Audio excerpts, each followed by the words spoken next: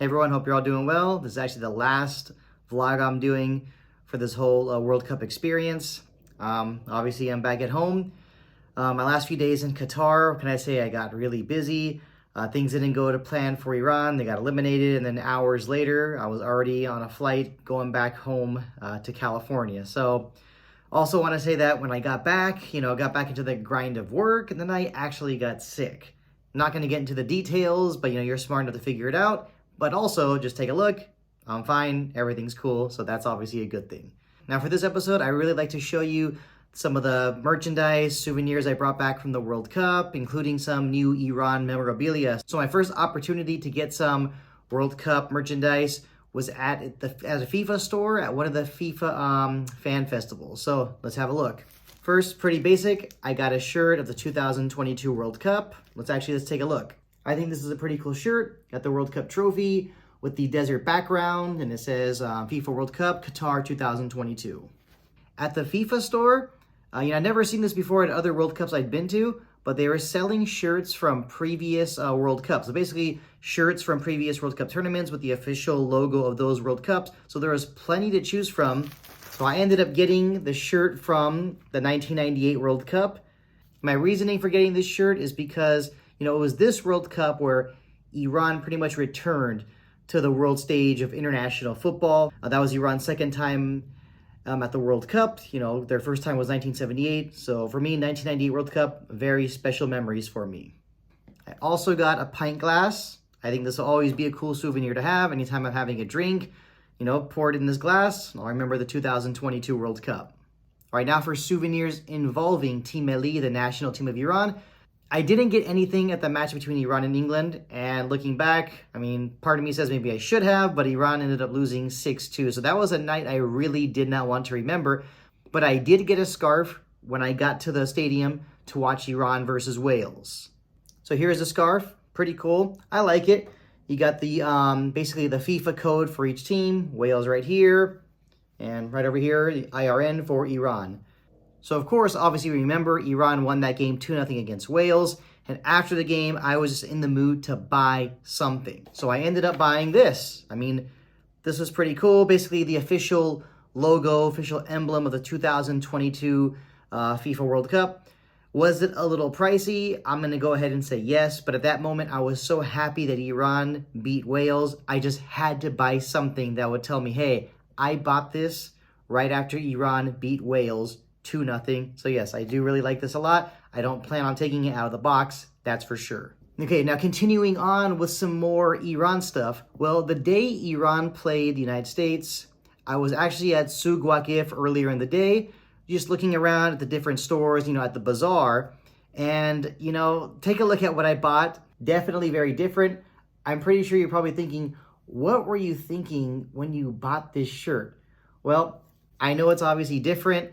And, when looking at it, I feel like at that time, I only bought it because it was so difficult to find Iran shirts at all the stores I went to when I was in Doha. So when I saw this and it was available to buy, I said, you know what, I'll buy it. I think, I'll just look back at it as saying, hey, this is one of those really random Iran shirts that I decided to buy.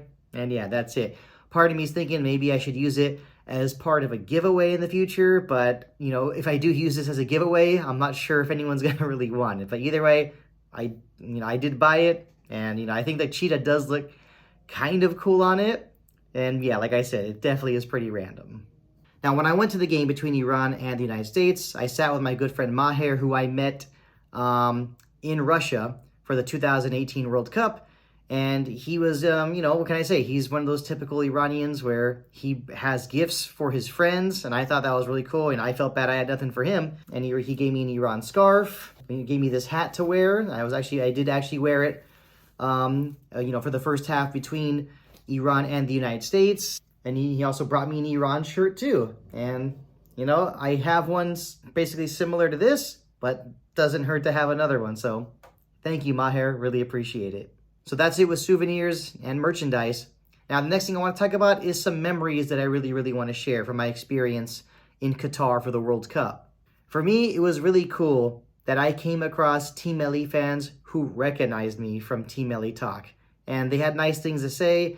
And for me, that's really, really important because I appreciate it when people acknowledge my hard work. And it's always great to talk about, Team LE with other Team LE fans who come from other parts of the world. So definitely some cool experiences.